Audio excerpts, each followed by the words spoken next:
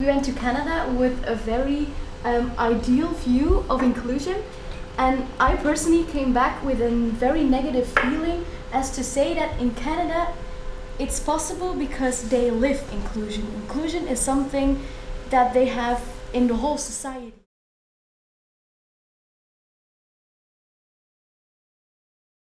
Canada has been a forerunner in inclusive practices in society since the 1970s. Canadians grew up in schools where inclusion was a socially accepted occurrence. They did not even know to label it as inclusion. They just knew certain students needed extra help and saw it given to them.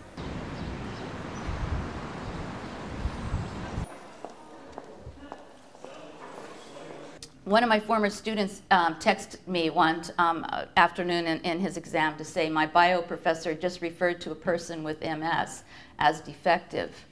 And this is part of the natural lecture, right? I mean, these are the words. I wouldn't use the word segregation. I think that inclusion and exclusion are constructs, really. And I think within an environment, you have to look fundamentally at three key elements. And you'll find quality education if these three key elements are there. One is the quality of the relationships that are among the people within that setting. That's teacher-student, student-student, teacher-parent, student-parent. If you go to a mainstream school, you have one teacher for 30 kids. So can you imagine in this condition, if you have one teacher with one blind child, a deaf child, two difficult children with all kinds of behavior problems, and one child with an intellectual disability, and then 25 normal children. How to deal with that? Belgium, like many countries that still maintain a high level of segregation in education, is slowly implementing guidelines that adapt the United Nations Convention on the Rights of Persons with Disabilities, which was created in 2006. This convention outlines a universal agreement about the rights of individuals with disabilities, but as much as the signatories have agreed to the convention, its implementation requires a societal acceptance of its articles. I cannot imagine that I had to go to a segregated classroom because of my disability. The only thing when I was in the regular classroom, I sometimes thought no one understands me, and maybe that's a thing that people in a segregated classroom have less because they have like classmates with the same disability. But I think it's so good to be included. I cannot imagine why we would exclude someone. Kids should be together on school. It's better. It makes it makes the handicapped kids stronger, and it makes the kids without a disability see that that there is a diversity in society, that there is no need to segregate people, that we can live all inclusive. If everybody has something different, nobody's different because everybody's different. Because everyone's already different and recognized for being who they are and what their own needs are. Yeah. And how do you provide that in the classroom? Do you provide that with one teacher and an EA or EAs where needed, or do you do it through team teaching? Do you think that's an alternative method that would be a good step to go in? Absolutely. Yeah. I don't think that one teacher, I definitely think it's a step towards where we need to be. We need to literally create an individual education plan for every student in the class. And our contra, we are against inclusive education, is very strong. I'm not saying that they have the special schools are bad schools. They are very good schools, and the environment and the conditions are very good. And the conditions in the normal or let's say mainstream school are not that good. We have, like, for example, some people say, yeah, like someone who is deaf, they have to have like an interpreter all the times for sign language.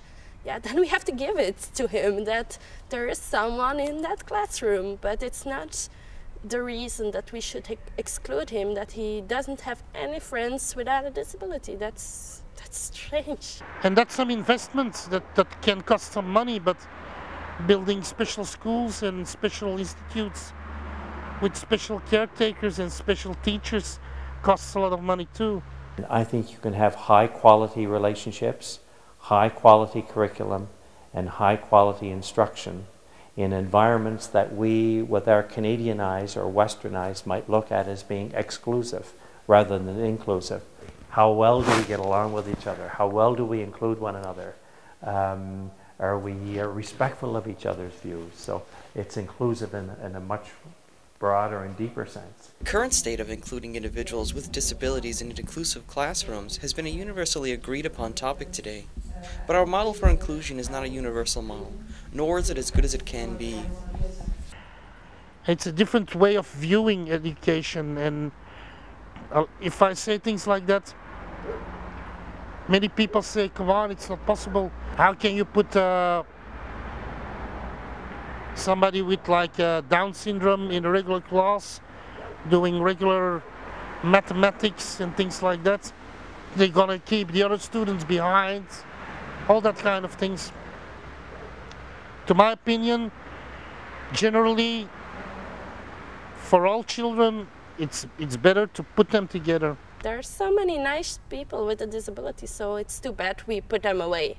I don't know why we do it. I think it's sometimes more because of the people who cannot handle this to work with someone with a disability, because they can do it. They can be included. Don't lock that person away somewhere in an institute in a forest.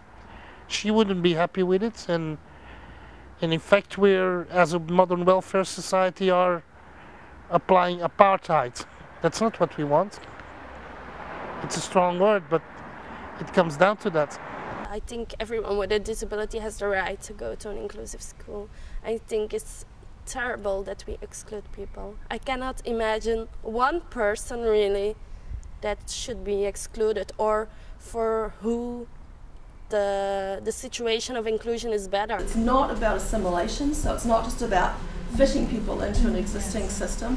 It's not just about technical solutions to problems and throwing money at things. It is about transformation, transforming the whole school system. We're all on a journey, I think, and that journey is to make the world a more human place. We need the voices of persons with disabilities. We also need the voices of people who are passionate about working with people with disabilities. I think we still have a lot of work around the culture of inclusion. To the rest of society, stop looking at us as people who are pitiful, or people who are unlucky or something. No, I don't feel unlucky. Is this possible, or this is not possible? That's what we hear. This is not possible. I hope they will go to the question, is this really not possible, and how can we make it possible? That's really the important question.